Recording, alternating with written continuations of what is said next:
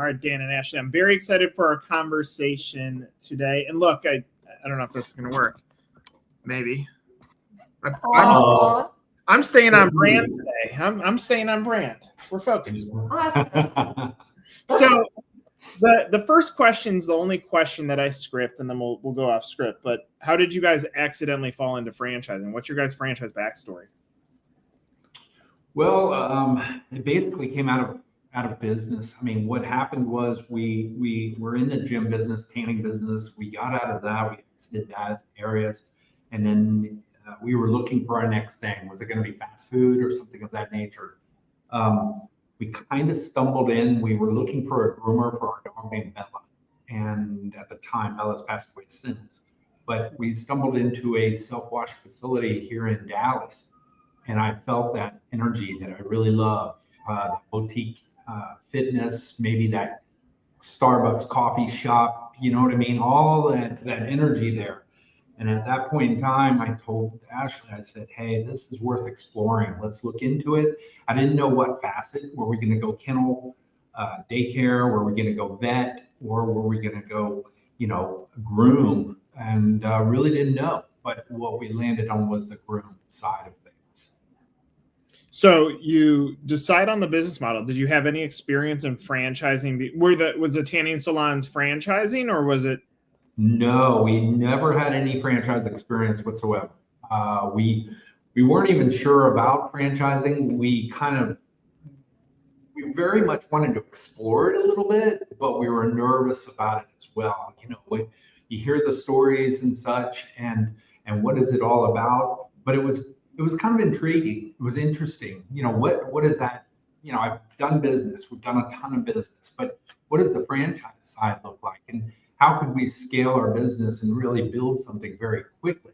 And that's where that all kind of came to be. We actually almost in a wild way, we flipped a coin and said, hey, either we franchise or we go corporate stores. And that was all on the table. It was really on the table which way we were going to go. We decided to put some serious coin towards franchising and see if it had traction. And that's when it took off. We sold a few territories, some license agreements, and that's really when it took off for us, and we knew franchising was where we were going to go. Take me through the process of franchising the business and expectations, specifically around expectations, because there are so many people that franchise their business. Few people, I would say, actually have a business background, which you were an entrepreneur already. When you pick a consultant to help you franchise your business, what were your expectations and how have those expectations played out? Our expectations were pretty simple. We didn't have a lot of expectations. We weren't sure if it would sell or not. The business, it was a subscription business for dogs. And it was real nuance. And would that even sell at all? And did it have scalability? But we spoke with a couple of brokers and some consultants, and got on board. And that's where the sales started taking place. And so, kind of went with it in that respect. So, at this point has it met your expectations? I mean, it sounds like it has. And give me a lay of the land of how many current locations, what's the current state of the business? Sure. We have 32 units open, 28 are franchised, and 4 are corporate locations with some multi-unit operators. So has that hit your expectations so far, or has it not? We have high expectations. We want to grow this thing. We'd love to, we're on fire for PetBar for sure. We'd love to see this thing really have some traction and really move. So yeah, it has, and it's exciting for every single sale. And every time we open up a new store, I can't wait. And there's that nervous and that nervous feeling. Is it gonna actually be able to make it in this market and all that in that community? So Yeah, I would say we've met some expectations for sure. This may sound like a crazy comparison, but obviously in tanning, before mainstream media wanted to push down the pedal on cancer, like the reality was the demand was ridiculous and the supply still wasn't full. And so when you look, if you look back at the heyday of tanning, like you could open up one down the block and there was still enough business. I'm making the comparison on the supply and the demand side more than anything, that when you think about pet grooming, there is a tremendous demand and there seems not to be enough supply to match up to it. Do you see similarities in what you saw in tanning to what you're seeing here, and that's part of the sense of urgency of how do we get more stores going? Absolutely, we definitely have seen that. We've seen some new players in the market making an entrance and trying to scale fast and quickly as well. Some of these definitely have some legs as well, and so yeah, we did see that. I watched that market as far as tanning goes from like basically a tanning bed in the back of a hair salon to all of a sudden full-fledged 40, 50 tanning beds within a storefront, and some of these stores being up to 5,000 and 6,000 square feet. Yeah, you watch that momentum and you feel it. You feel it in the same business. Every time we turn around, it seems like, you know, there's somebody else that's talking about opening, or, you know, there's all that kind of recipe there as well. Yeah, and I'm sure there's like the other side of the weight is that in order to protect culture and make sure you get the right people into the system, you want to grow fast, but you're trying to figure out a way, how do we grow responsibly? How do we qualify in the right candidates? How do we bring in the franchisee that's going to scale? So it's balancing and learning, I'm sure, at the same time too. Absolutely. You know, some of our first franchisees that got on board, you know, are wonderful folks. They've all, you know, made a pledge to be in a franchise system and such. And you know, it's always a changing atmosphere, and you know, we're always trying to change with it, and trying to you know, find that right person for that right community for that right storefront is difficult. It's sometimes difficult finding the right person for those. In tanning, you didn't have to have much of a point of differentiation at that time. I'm sure you do in this side of the business. How are you finding ways to show at least just 1 inch of differentiation among competitors?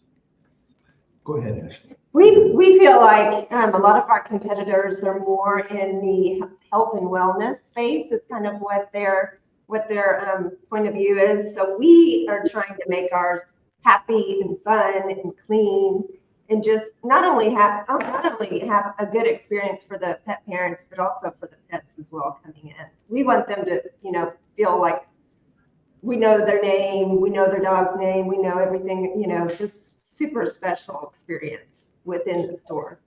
Yeah, so that ends up, what you're talking about is culture. You're talking about the culture of the customer, which, I mean, totally connects with me, because again, because the demand is so high, I feel like we're just another cut, whether it's at our vet or it's at the groomer.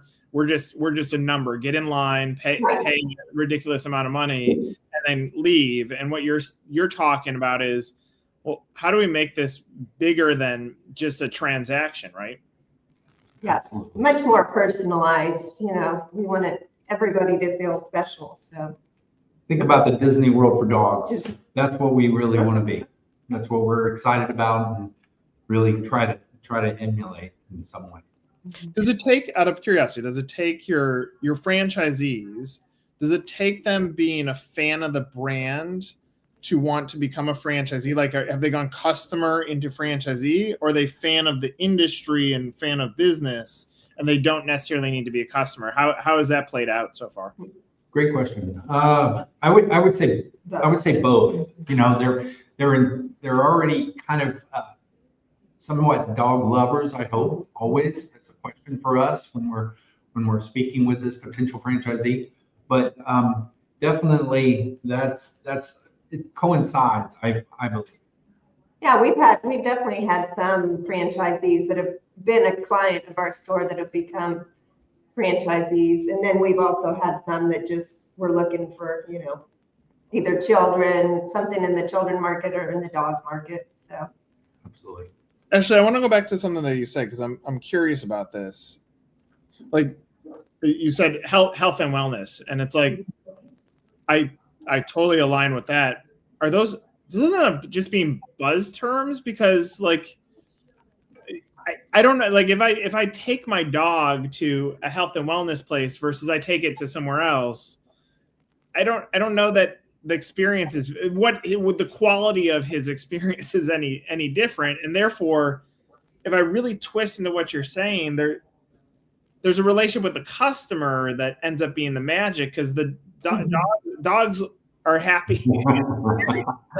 Well, in a certain way, I mean, what we're not looking at a report card at the end of that time with us. We're looking for that exposure level with the dog to be happy and exciting. I kind of visualize like a convertible car pulling up and the dog's jumping out trying to get into a pet bar, and truth be told, a lot of the times when you're in the store, the dogs are trying to get back. We have a room called the party room in the back, and they're racing to try and get back there to see all their friends and have fun. So yeah, that's what we're aiming for. We're really aiming for, we're all about the dog, and we definitely are considerate of the customer as well as far as the human goes. But the dog is our true customer. What keeps you guys up at night? Worried about business always. I mean, that's been 35 years of worry, and I think there was always that, what ifs, what it can happen. And we're always trying to prepare ourselves for those what ifs, and what can happen. So preparation and just thinking it through. And sometimes that keeps you up at night, just wondering, and worrying a little bit. And so, it's not a great place to be, but it's a part of business, and I think all of us entrepreneur businessmen have it in a way. I think if you're not nervous, I think there's something wrong. I really do. I think if you can just go through and own a business and sleep really well at night, wow, more power to you. But I just can't imagine it being truthful. It's hard because the scorecard there is none. And so when you're in business, either a franchisee, franchisor, or any type of business period, it's almost like you don't have a definition of winning, and there really isn't a light at the end of the tunnel. And even when you read stories about people that have exited their first business and the loneliness that they feel after that, they thought they were going to feel like such a sense of accomplishment. They're like, well, now what? And so it's like it occupies time, and for some people it's a career, but some people business occupies time, and because we don't know what winning is in franchising, it could be, well, we want to have sales increases over last year, and if it dips down, now we go into this panic mode, and so it's a false sense of anxiety, but it's so real, Oh, absolutely. We actually have a friendship with a couple that exited, and they had a brand that really exploded, and they did really well. And he had to seek some counseling afterwards because of just all of a sudden the slope, the downturn. He was used to being on fire all the time, and all this, all of what that takes to run a large company. And next thing you know, he found himself with really a lot of time on his hands, and what to do with that time. And it was kind of interesting to listen to that. We hear what you're saying there. What's interesting about that, Dan? Like I think about I often think about the franchise buyer, and I think one, they're uneducated on what franchising is, which creates some of the chaos, but they all, like, so many franchise buyers go into this like, Dan and Ashley, you guys impress me. Like, I don't have to impress you. But that line you just said, like, always on fire, when a candidate has good responsiveness and is diligent and responsive, period, with kindness, it's like, all right, that's a person that I want to have on my team. Someone that does live in a world that they're always on fire, because they're going to be. And so oftentimes, like, the buyer displays these personality traits almost like playing hard to get. And I'm like, that's the opposite of what you should be doing. Yeah. Exactly. Now we've learned over the years what we're looking for more, and it has to be, it's like a marriage. You really have to know what you're getting into and get to know people. Yeah. Give me a sense of the investment. I want to hit on this in case someone's watching this. What does investment look like? What are you guys putting in item 19? Okay, so item 7 would be, we have a range, because we're just now starting to maybe do a smaller footprint that we're thinking of. So our item 7 has changed a little bit. The investment has changed a little bit. So it's going to range from 250 to like 580. 580 will be like a 2,000 square foot space, and then the lower end is like 1,000 square foot space. And what are you putting in item 19? We're putting in like our sales rankings. So if our stores are a certain age, we're kind of ranking them and then giving averages of sales and like membership metrics, as well as like grooming metrics. Out of curiosity question, because I've been hot and heavy on this topic. What are you putting for grand opening marketing? We are putting between 15 and 20,000. That's pretty good. Yeah, I mean, my viewpoint is, and I'm in the minority on this because it increases the investment, but I'm advising a lot of our clients to look at 10% of the total investment as that number. Because when you're dealing with this much money, period, you have to set the franchisee expectations up properly. And I'd rather tell the franchisee to, okay, you don't have to spend that much. We reached a point where not break even on the total investment, but you're not bleeding money anymore. Then, hey, you got to go spend more money on marketing to get more customers in the door. And so I'm all about trying to figure out how do you best set the expectations, even if that hurts the possibility of selling a little bit. It might still set the expectations of the franchise owner. How does that resonate with you guys? Absolutely. Marketing is such a huge part of any business and such. And, spending it on that grand opening and marketing and getting that community awareness is so big, especially if we're going into a cold market and doesn't really know PetBar. Some of these states that we've gone into, we're now in 7 states. We're really strong in Dallas. We're really strong in Houston. But some other areas we're not near as strong. And getting that community awareness and what we do, what is PetBar? A lot of the times people call and tell us what time do the bands come on. They ask questions like you just can't believe. Hey, they feel like this is we get restaurant guides sometimes and such, and it's really entertainment. But I think a lot of the times our name, when it goes into a territory or market, new community, a lot of people are wondering, what is PetBar, exactly. And we get those calls. So that's an awesome side of things. Dan, you just gave out all the new business ideas that you have, bands and dogs. Keep those later. What's the vision now? What does it look like on a go forward? Whether it's this year or next year, like what do you want to accomplish? Really like to grow, of course. We want to grow more stores. We're bringing more family involved, getting more family involved. My son, my daughter, and my youngest daughter are now all involved. Awesome. And so it's a family affair, and we love that about it. And so we want to grow this as far as it will go, as fast as possible, but with the idea there that it's very, growth can be a bad thing as well, too quickly. Fast. And so we see that here in a big market like Dallas. We see a lot of franchises come and go, and they grow, in my opinion, too quickly. They're on every corner, and then 6 months later you don't see them, and so that's not what we want. We want to grow this company and build something special for the family and all of us.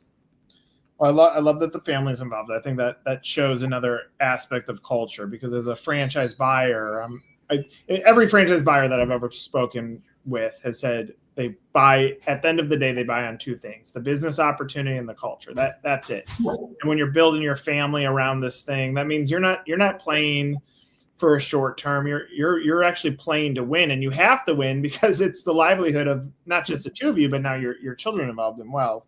And I think that's a testament again back to the culture, and it also sets the tone. I also think, based on what you just said, when businesses are closing left and right, or franchises are closing left and right, they sell franchises, not develop franchisees.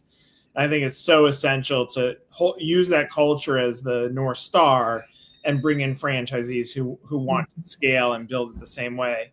I would also, what you just said, the family story, I would move that message front and center on your franchise website, because the five of you at the top saying, like, we're in this for you. This literally is family.